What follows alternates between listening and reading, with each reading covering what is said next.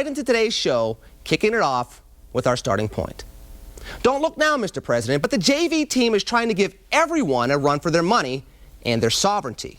The group that President Obama once dismissed as second-rate has become a force that many have stopped referring to as a terrorist organization and instead has referenced as a state. The Islamic State in Iraq and Syria, ISIS, has rapidly become a problem in the Middle East that now holds global ramifications. Their successes in the process of creating a caliphate, an Islamic State led by a religious leader, has brought some American political, societal, and military realities to bear.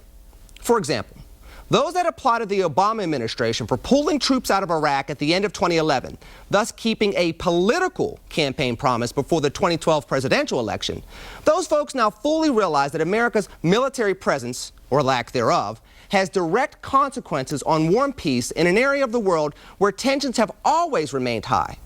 For those that cast aside the notion that American exceptionalism in the 21st century and believe that the United States should be an equal global citizen and not the world's lone superpower as a shining city upon a hill, the stories of radicalized Americans fighting, killing, and dying for organizations such as ISIS over recent years should give us pause.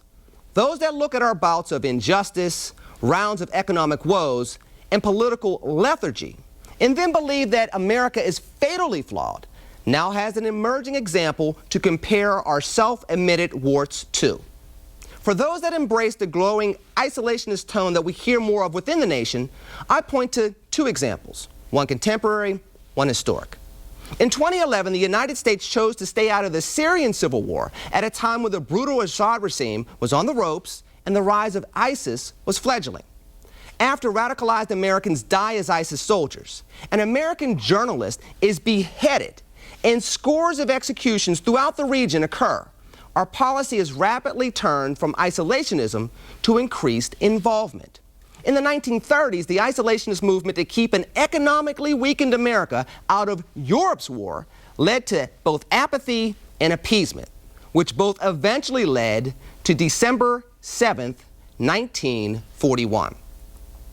The United States of America is the lone superpower in the world, which means that we have the resources, the resolve, and the historic obligation to keep America safe and to broker the long sunlight of peace whenever prudent, whether we are threatened by the rise of a JV team or the presence of a global menace, or now both.